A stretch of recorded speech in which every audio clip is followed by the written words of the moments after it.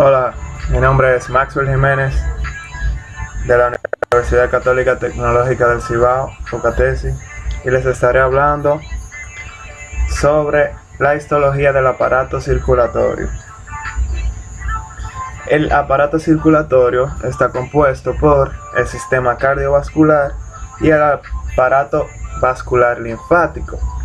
El sistema cardiovascular se encarga de transportar la sangre en ambas vías desde el corazón hacia el resto del organismo, y el aparato vascular linfático se encarga de recoger la linfa.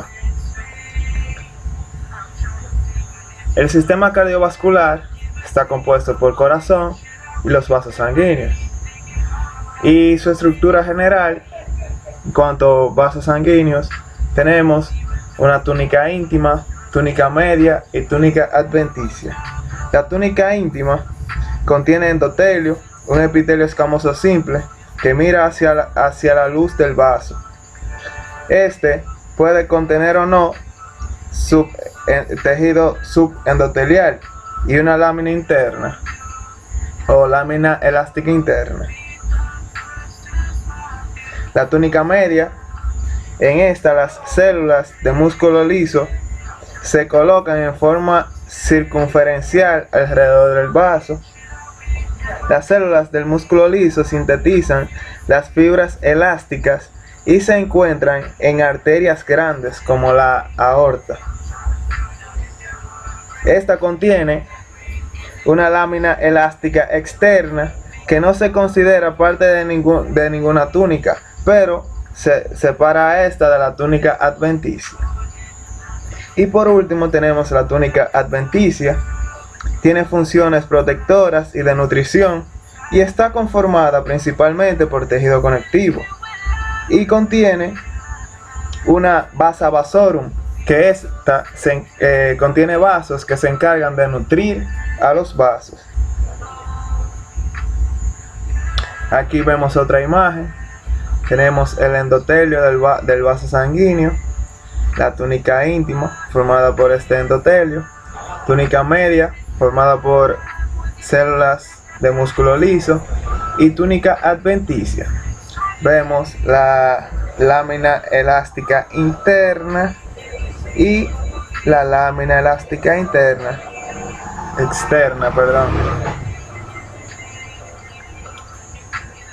Aquí tenemos la clasificación de las arterias. Las arterias se clasifican en arterias elásticas, arterias musculares y arteriolas. Las arterias elásticas son arterias de gran tamaño. En esta la túnica íntima es más grande. Está compuesta por endotelio, una capa delgada de tejido conectivo y una capa interna elástica limitante que es prominente. La túnica media es gruesa con fibras elásticas que forman láminas fenestradas, y la túnica adventicia de estas está compuesta por tejido conectivo elástico y se nutre a través de la vasa vasorum. Estas arterias afectan la presión sanguínea diastólica. Tenemos las arterias musculares, que son medianas. La túnica media de estas arterias medianas o musculares tiene hasta 40 capas de músculo liso y presentan una membrana externa elástica que es limitante. Y tenemos las arteriolas. Las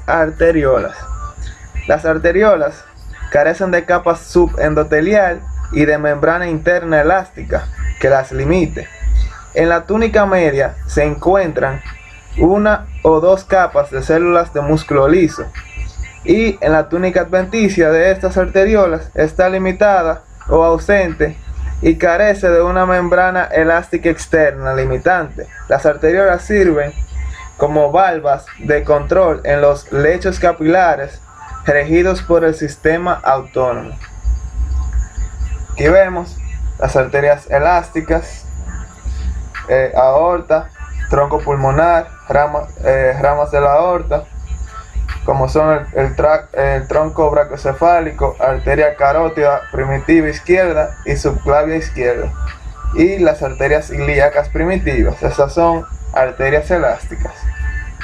Vemos aquí una arteria elástica y vemos como tiene una prominente túnica media con numerosas capas de músculo liso.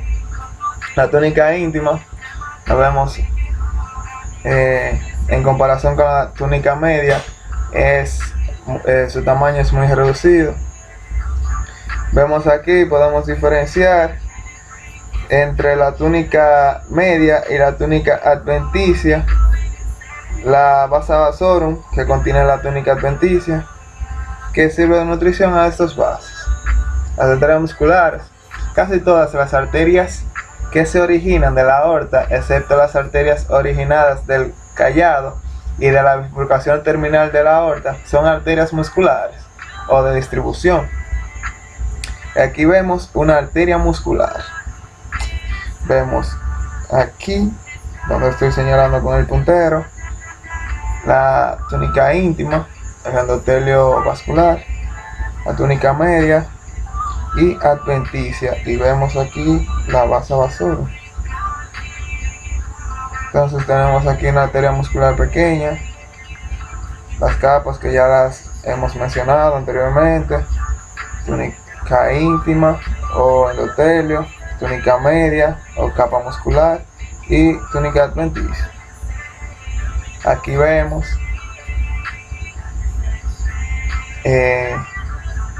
una arteria y una vena.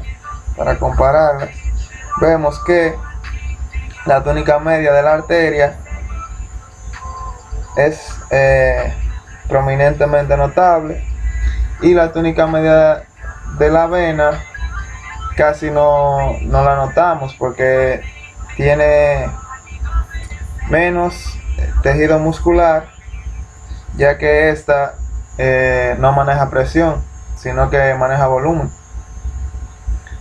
Y aquí vemos la misma imagen. Entonces tenemos aquí una arteriola. Las arteriolas carecen de capa subendotelial y de membrana interna elástica. En la túnica media se encuentra una o dos capas de células de músculo liso, como ya dije anteriormente. Y pasamos a la imagen. Los capilares se originan de los extremos terminales de las arteriolas. Forman un lecho capilar entre arteriolas y vénulas. Son los vasos sanguíneos más pequeños, con diámetro entre 8 y 10 umas. Y la pared de estas está compuesta por una capa de células endoteliales y una lámina basal con pericitos. Y además un capilar. Los capilares se clasifican en capilares continuos, fenestrados y sinusoides. Los capilares continuos se forman con capas simples de endotelio que se enrollan para formar un tubo. Tienen uniones estrechas y lámina basal. Las células endoteliales que contienen de los capilares continuos contienen vesículas pinocíticas. Este tipo de capilares se encuentra en el músculo, el tejido conectivo, el sistema nervioso central y las gónadas. Luego tenemos el capilar fenestrado. El capilar fenestrado se diferencia del continuo porque contiene poros, o lo que llamamos fenestras, en las paredes de las células del endotelio.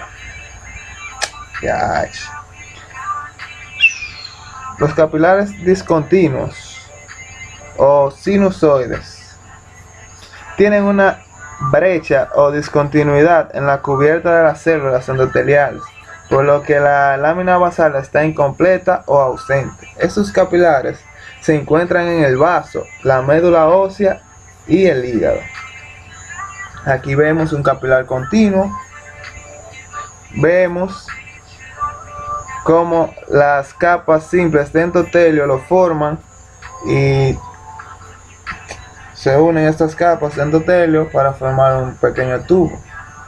Vemos aquí un eritrocito, vemos que el diámetro del capilar es prácticamente justo para que pasen los eritrocitos. Este tipo de capilares se encuentra en el músculo, el tejido conectivo y el sistema nervioso, como dije anteriormente. Entonces tenemos aquí otro capilar continuo y pasamos a los capilares fenestrados. Los capilares fenestrados, como ya dije, tienen poros o fenestras y se parece mucho al capilar continuo porque sus poros no son tan grandes. Pero seguimos con el capilar discontinuo o capilar sinusoide, que este sí tiene unas fenestras prominentes o brechas discontinuas, que estas tienen un diámetro capaz de dar paso a un eritrocito. Estos capilares discontinuos se encuentran en el vaso, la médula ósea y el hígado. Las venas conducen la sangre de regreso al corazón, acompañan a las arterias y poseen las mismas tres capas que las arterias, pero menos definidas, con límites menos definidos. Se clasifican en vénulas, venas pequeñas, venas medianas y venas grandes. Aquí en esta imagen podemos ver las tres capas o túnicas: íntima, media y adventicia, menos definidas, con menos volumen, puesto que las venas manejan volumen, y estas deben ser elásticas para aumentar la complianza de sangre. Válvulas de las venas, aquí vemos una válvula. Ya dije, bueno, no lo he dicho. Las válvulas ejercen su función en las venas para evitar el flujo retrógrado de sangre cuando se da el retorno venoso, para que la sangre no se devuelva. Y por último tenemos del sistema circulatorio, el corazón, sus tres capas. Tenemos miocardio, endocardio y pericardio, que son los homólogos a las tres capas de los vasos sanguíneos. Entonces, a diferencia de que el miocardio en vez de contener músculo liso como en los vasos sanguíneos, va a tener músculo cardíaco.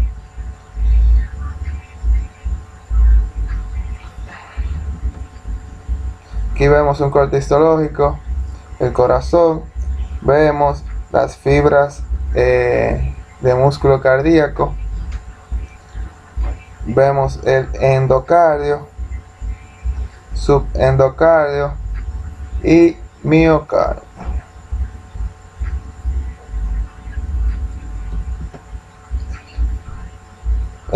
Pasamos ahora a la circulación linfática. Está compuesta por capilares linfáticos y vasos linfáticos, y su función, como dije al principio del video, es drenar el líquido tisular de los espacios intercelulares y devolverlos al sistema cardiovascular, o más sencillo, recoger la linfa y devolverla al sistema circulatorio. Aquí vemos un vaso linfático, vemos la linfa pasar por el centro del vaso linfático y los tejidos o células por las cuales recorren los vasos linfáticos.